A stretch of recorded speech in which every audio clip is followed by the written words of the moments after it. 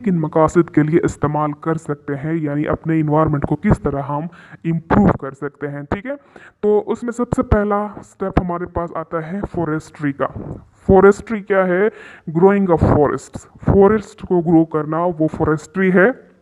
और फॉरेस्ट हमारे पास क्या है? These are natural ecosystems dominated by trees. ठीक है, ऐसा इकोसिस्टम, ऐसा नेचुरल इकोसिस्टम जिसमें ट्रीज बहुत ज़्यादा हो, ठीक है, वो डोमिनेटेड हो, तो उसको हम फॉरेस्ट बोलते हैं। ठीक है, अब फॉरेस्ट जो है वो हम यूटिलाइज करते हैं, हाँ, यहाँ से हम टिम्बर लेते हैं और यहाँ से हम जो जो फ्यूल है वो लेते हैं। ठीक है ना, तो ये जो हम ट्री कवर है इसको हम डिस्टर्ब कर रहे हैं। ठीक है, ट्री कवर को हटाना, इसको क्या बोलते हैं? डिफोरेस्टेशन कहते हैं। ट्रीज जो है जिनको हम काटते हैं मुख्तलिफ पर्पजेज़ के लिए, ताकि हमारे पास क्रॉप्स के लिए फील्ड्स आ जाएं, फार्म्स आ जाएं। ठीक है, तो जिस पे हम अपने एग्रीकल्चरल क्रॉप्स को ग्रो कर सकें, तो उसके लिए हम क्या करते हैं? जो दरख्त हैं वो काटते हैं, जंगलात का सफाया करते हैं। ठीक है, उसको क्या बोलते हैं? डिफोरेस्टेशन बोलते हैं। और डिफोरेस्टेशन की वजह से बहुत सारे मसाइल आ सकते हैं। आप सबको पता है कि प्लांट्स हमें क्या प्रोवाइड करते हैं। प्लांट्स हमें एक तो साफ़ हवा जैसे ऑक्सीजन वो प्रोवाइड करते हैं। इसके अलावा ये क्या करते हैं?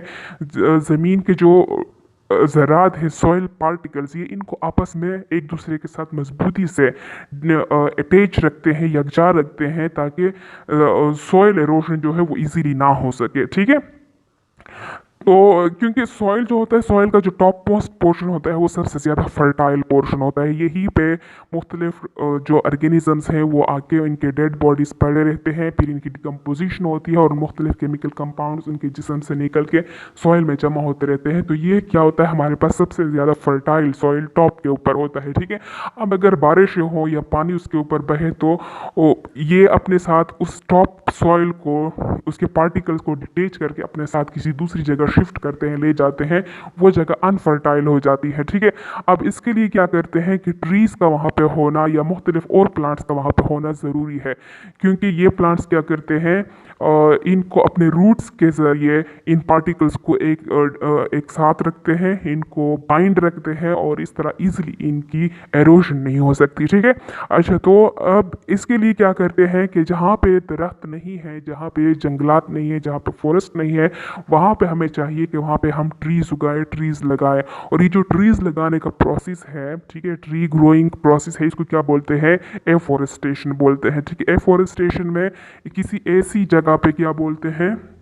तो फिर एफोरेस्टेशन जो है, एक तो हमारे पास आता है डिफरेंट, हमारे पास वो आते हैं ना, एक हम रिफॉरेस्टेशन भी पढ़ते हैं, एक एफोरेस्टेशन भी पढ़ते हैं। ठीक है, तो रिफॉरेस्टेशन में क्या होता है? किसी ऐसी जगह पे जहाँ पे पहले से कोई फॉरेस्ट मौजूद है और वहाँ पे दरख्त कम पड़ जाए, तो उस जगह पे ट्रीज लगाना, वो रिफॉरेस्टेशन है। एफोरेस्टेशन किसी ऐसी एरिया में जहाँ पे पहले से कोई दरख्त नहीं है, वहाँ पे अगर हम किसी फॉरेस्ट को मैनेज करें, वहाँ पे हम किसी फॉरेस्ट को लगाए, तो उसको एफोरेस्टेशन बोलते हैं, यानी नए सिरे से फॉरेस्टेशन करना। ठीक है, अच्छा, तो एफोरेस्टेशन के मुख्तलिफ यहाँ पे तरीके बताए गए हैं कि किस तरीके से हम एफोरेस्टेशन कर सकते हैं इकोलॉजी के थ्रू।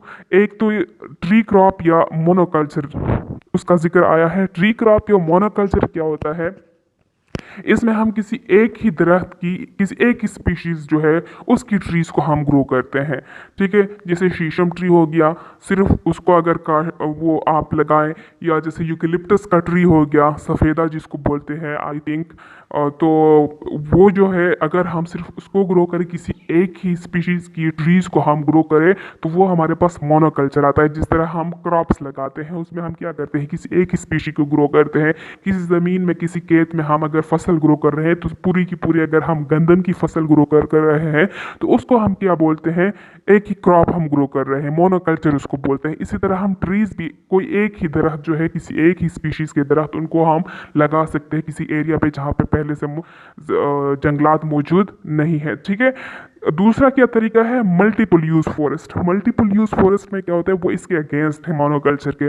उसमें हम बहुत सारे स्पीशीज़, मुख्तलिफ स्पीशीज़ के दरख्त एक साथ जो है वो एक एरिया में लगा सकते हैं। ठीक है, तो इसके लिए ज़रूरी है कि जो नेचुरली एडाप्टेड फॉरेस्ट हैं वो जो है वो लगाए जाए। और नेचुरली एडाप्टेड फॉरेस्ट जो है वो मल्टीपल यूज़ फॉरेस्ट जो मैंने पहले जिक्र किया उसके ज़्यादा करीब तरीन होते हैं। ये उन एरियाज़ में हम लगा सकते हैं, ठीक है। यानी ये जो मल्टीपल यूज़ फॉरेस्ट है ये अमूमन हम कहाँ पे लगाते हैं, जहाँ पे नेचुरली किसी ऐसी एरिया में जो जो नेचुरली एडेप्टेड हो फॉरेस्ट के लिए, यानी जहाँ पे हम एक से ज़्यादा स्पीशीज़ को ग्रो कर सकते हैं, ठीक है। अच्छा, फिर उसके बाद क्या है, ट्री फॉर्म्स जो है वो हम कहाँ पे लगा सकते हैं, फर्टाइल लैंड्स में लगा सकते हैं। यानी किसी ऐसी जगह पे जहाँ पे हम अपनी आम कोई दूसरी क्रॉप जो है वो ग्रो कर सकते हैं, किसी एग्रीकल्चरल लैंड पे हम इसको ग्रो कर सकते हैं। और ऐसे एग्रीकल्चरल लैंड्स कहाँ पे अमूमन वाक़या होता है, जो कैनाल बैंक्स होते हैं उनके करीब होते हैं। कैनाल बैंक्स नदी नालों के करीब, उनके किनारों के पास जो एरियाज़ होते हैं वो क्या कहलाते हैं, कैनाल बैंक एरियाज़ कहलाते हैं, ठीक है। उनके लिए पानी जहाँ पे इजीली अवेलेबल होता है, ठीक है, तो वहाँ पे ग्रो कर सकते हैं। और इसके अलावा क्या है, फार्म बाउंड्रीज, आम जो हमारे खेत होते हैं उनकी जो बाउंड्रीज होते हैं उनके इर्द गिर्द हम अपने जो ट्रीज़ है वहाँ पे लगा सकते हैं, स्पेशली जो मोनोकल्चर टेक्निक है उसके थ्रू।